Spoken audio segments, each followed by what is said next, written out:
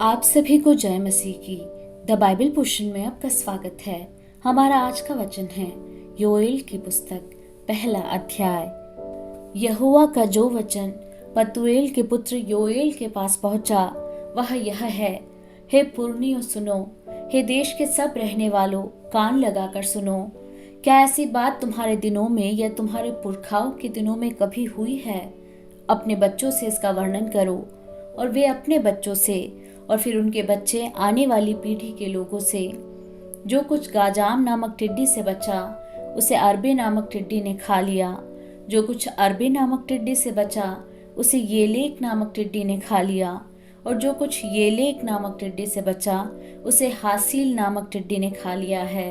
हे मतवालों, जाग उठो और रो, और हे सब दाखमधु पीने वालों, नए दाखमधु के लिए हाय हाय करो, क्योंकि वह तुमको अब न मिलेगा।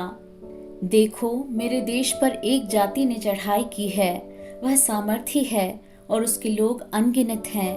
उसके दांत सिंह कैसे और दाढ़ें सिंहनी की सी हैं।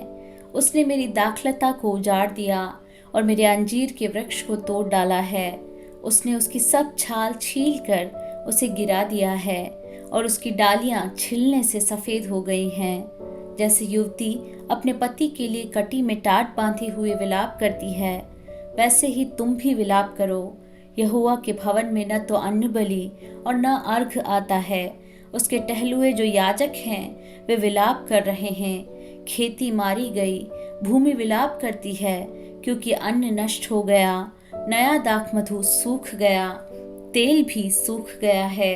हे किसानों, लज्जित हो।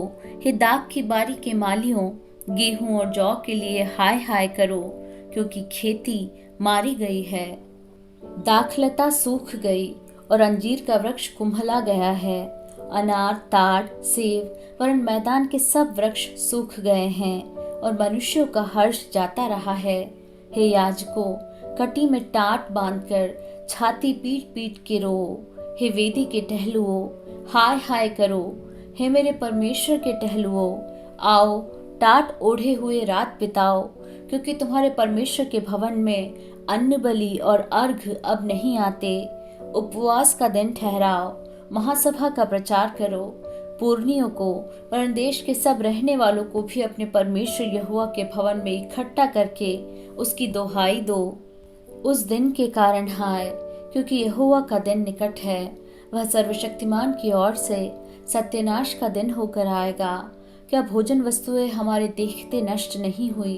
क्या हमारे परमेश्वर के भवन का आनंद और मगन जाता नहीं रहा? बीज ढेलों के नीचे झुलस गए, भंडार सूने पड़े हैं, खत्ते गिर पड़े हैं, क्योंकि खेती मारी गई। पशु कैसे कराहते हैं, झुंड के झुंड गाय बैल विकल है, क्योंकि उनके लिए चराई नहीं रही, और झुंड के झुंड भेड़ बकरियां पाप का फल भोग रही हैं। हे यहोवा, मैं तेरी दोहाई देता हूँ, क्योंकि जंगल की चराइयाँ आग का कौर हो गई और मैदान के सब वृक्ष ज्वाला से जल गए। वन पशु भी तेरे लिए हाँफते हैं, क्योंकि जल के सोते सूख गए और जंगल की चराइयाँ आग का कौर हो गई।